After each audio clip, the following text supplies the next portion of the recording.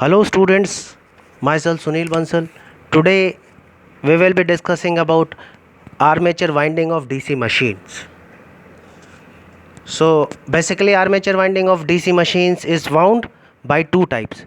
First is your lap winding and second is your wave winding, or we can say the armature coils are connected to the commutator in either forms. First is your lap, second is your wave. So the difference between the two is merely due to the end connections and commutator connections of the conductor. Basically difference बस इतना ही है दोनों windings में कि जो and connections है वो किस तरह से कनेक्टेड है और कम्यूटेटर कनेक्शंस जो है वो किस तरह से हैं. Okay, so before actually proceeding with the types of armature windings, following terminologies should be known. First is your pole pitch. What is pole pitch? It is defined as the number of armature slots per pole. Okay, number of armature slots per pole.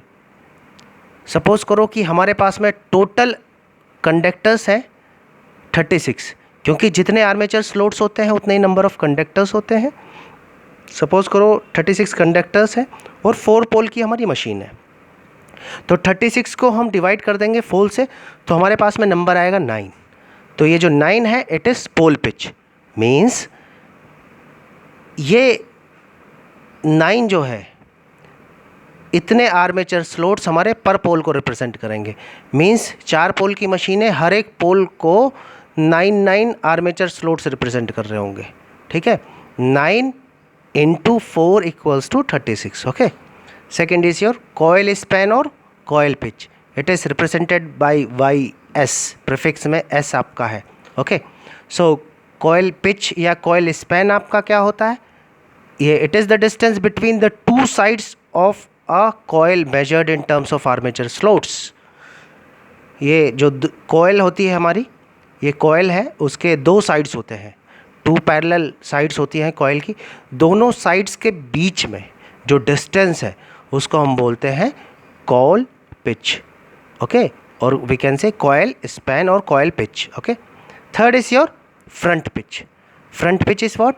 It is the distance in terms of armature conductors between the second conductor of one coil and the first conductor of the next coil. Distance है ये. Front pitch क्या है? ये distance है जो first coil है उसका second conductor और जो सेकंड कॉयल है उसका फर्स्ट कंडक्टर. ये देखिएगा, ये हमारा कॉयल है. तो हमने क्या स्टडी कर रहे थे हम? Front pitch. फ्रंट पिच हमारा YF से रिप्रेजेंट करते हैं. YF से आप देख पाएंगे इसमें व्हाट इज़ फ्रंट पिच. ये जो फर्स्ट कॉयल है इसका सेकंड कंडक्टर और जो सेकंड कॉयल है उसका फर्स्ट कंडक्टर. ओके, दोनों के बीच में जो डिफरेंस है वो हमारा front pitch. Means second conductor of first coil, तो सेकेंड, ये फर्स्ट कॉयल है, इसका सेकेंड कंडक्टर हुआ ये, and first conductor of second coil, तो सेकेंड कॉयल है ये, इसका फर्स्ट कंडक्टर हुआ ये. इन दोनों के बीच में जो हमारा डिस्टेंस है that is your front pitch. Okay. Fourth is your back pitch. It is represented by YB. So it is what? The distance by which a coil advance on the back of the armature is called as back pitch of the coil. It is measured in terms of armature conductor. Back pitch. Back pitch देखिएगा, तो back pitch क्या है? ये coil जो advance करती है, ये means ये coil है, इसकी दोनों sides के बीच में जो difference आपको दिखाई दे रहा, ये coil है, इसके दोनों के बीच में जो difference आपको नज़र आ रहा है, सिंगल coil की 2 पैरेलल साइड्स के बीच में जो डिफरेंस है इसको हम बोलते हैं back pitch. The distance by which a coil advance on the back of the armature is called as back pitch of the coil. Fifth है आपका रिजल्टेंट पिच.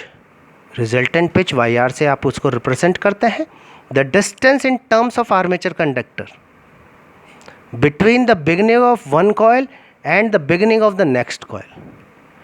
जो फर्स्ट कॉयल है उसका भी beginning means first conductor, and the beginning of the next coil में जो second coil है उसका भी फर्स्ट कंडक्टर. दोनों का फर्स्ट कंडक्टर, फर्स्ट कॉयल का फर्स्ट कंडक्टर, सेकेंड कॉयल का first conductor. So it is represented by R, or we can say resultant pitch. This is resultant pitch. Or we can say second conductor of first coil and second conductor of second coil. This is also known as YR. Okay, so these terminologies may be clear to you. So these are the diagram. You can see the two diagram. One is for lap winding and other is for wave winding. So what is lap winding? Listen to it carefully. Lap winding is the end of each coils are connected to the adjacent segment on the commutator so that the total number of parallel paths is equal to the total number of poles. Okay, the end of each armature coil, ये एक armature coil है, ये दूसरी armature coil है, ये third armature coil है, ठीक है. तो these are connected to adjacent segment. ये फर्स्ट वाली कॉयल है, फर्स्ट सेगमेंट पे कनेक्टेड है. सेकंड वाली कॉयल है, सेकंड सेगमेंट पे. थर्ड वाली कॉयल है, थर्ड सेगमेंट पे कनेक्टेड है. ठीक है, कहाँ पे कनेक्टेड है? कम्यूटेटर के ऊपर कनेक्टेड है. ठीक है, इस तरह से कनेक्टेड है कि जो total number of parallel path है it is equal to total number of poles. एक ये पैरेलल पाथ तो एक पोल, दूसरा पैरेलल पाथ ये दूसरे पोल को रिप्रेजेंट कर रहा है, थर्ड तो थर्ड को. तो यहाँ से हम क्या कह सकते हैं कि लैप वाइंडिंग में, for lap winding we can say A equals to P. Lap LAP, यहाँ से हम बोल सकते हैं A equals to P. Okay. Second is your wave winding. तो वेव वाइंडिंग में आप डायग्राम में देखें तो डायग्राम को देख के हम कह सकते हैं कि in wave winding the ends of each armature coil are connected to commutator segment some distance apart. Armature coil है, ये यहाँ पे कनेक्टेड है, तो दूसरी आर्मेचर कॉयल है, ये एक पर्टिकुलर डिस्टेंस से अपार्ट कनेक्टेड है. ठीक है, so the ends of each armature coil are connected to commutator segment some distance apart so that only two parallel paths are provided between the positive and the negative. ये positive है, ये negative है, तो we have only two parallel path. This is 1 and this is 2. We have two parallel path. That is for wave winding A equals to 2. Okay, for wave winding A equals to 2. So we have seen two windings, lap winding and wave winding. So in general the lap winding is used for low voltage high current machine. lap winding को हम low voltage और high current machines में हम use करते हैं, और जो wave winding है उसको हम high voltage and low current machines के लिए हम यूज़ करते हैं. ओके, सो lap winding को low voltage high current and wave winding को हाई वोल्टेज लो करंट के लिए हम यूज़ करते हैं. Okay, armature windings can be done as single layer और double layer. It may be simplex, duplex और multiplex. Okay, and this multiplicity increases with the number of parallel paths. Okay, so we have seen the lap winding and wave winding, so it must be clear to you.